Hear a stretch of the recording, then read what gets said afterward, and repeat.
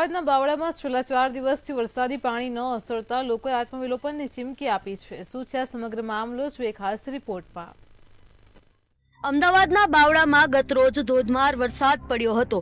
વરસાદ પડ્યાને અમુક દિવસો વીતવા છતાં પણ બાવળાની સ્થિતિ જેસે તે જેવી છે। સોસાયટીમાંથી વરસાદી પાણી ઓસર્યા નથી અને લોકો ત્રાહિમામ પોકારી ઉઠ્યા છે। બાવળાની બળિયાદેવ વિસ્તારની રત્નદીપ સોસાયટી અને સ્વાગત સોસાયટીની હાલત કફોડી બની છે।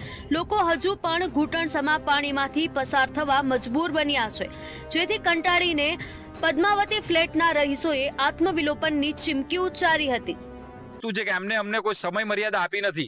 એમને એવું કીધું છે કે અમે તાત્કાલિક ધોરણથી શરૂઆત કરીશું અને આજથી ચાલુ કરી દઈએ છીએ।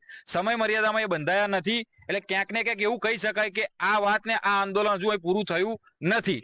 જો સમય મર્યાદા જો લોંગ ટર્મ 6 મહિના 12 મહિના લેશે તો ફરી આ પ્રશ્ન ઉભો થઈ શકે, પણ જો જેમને એમને બાહેધરી આપી છે એ કરી નાખે તો પરમિનન્ટ સોલ્યુશન અમે એમને કીધું છે પ્રમાણે આવી શકે એવું છે।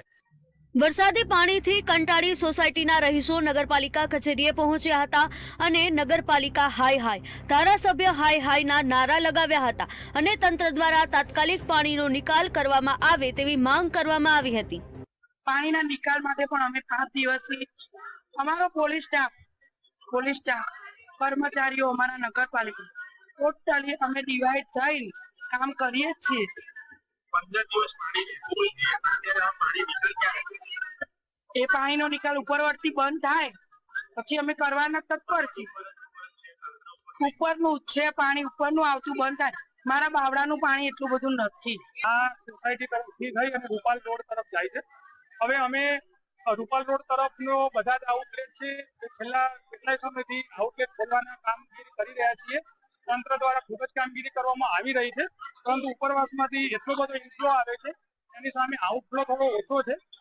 એટલા માટે અને થોડુંક નીચાણવાળો વિસ્તાર છે, એટલા માટે પાણી ભરાવાની સમસ્યા ત્યાં છે। અમે આ લોકો આ જે નગરજનો છે એ લોકોને પણ અમે રહેવાની વ્યવસ્થા હોટલ હોલમાં પણ કરેલી છે, રહેવા જમવા તમામ વ્યવસ્થા કરવામાં આવેલી છે। સાથે સાથે તે જગ્યા પર ડિવોટરિંગ પંપ પણ મૂકવામાં આવેલો છે અને આજની તારીખે પણ કાયમી ઉકેલ માટે અમે સરકારશ્રી દ્વારા પણ પ્રયત્નો ચાલી રહ્યા છે। રહીશોના આત્મવિલોપનની ચીમકીથી નગરપાલિકામાં ચીફ ઓફિસર, પ્રાંત અધિકારી, Dholka DYSP, Bavla police staff અને સ્થાનિક તંત્ર દોડતું થયું હતું, તેમજ બાવળા શહેર પ્રમુખ અને ચીફ ઓફિસરને ગાંધીનગરનું તેડું આવ્યું હતું અને પાણી નિકાલ માટે આખરે તંત્ર દ્વારા લેખિતમાં બાંહેધરી આપવામાં આવી હતી, જેથી 3 કલાક બાદ મામલો ઠારે પડ્યો હતો। બ્યુરો રિપોર્ટ, મંતવ્ય ન્યૂઝ, અમદાવાદ।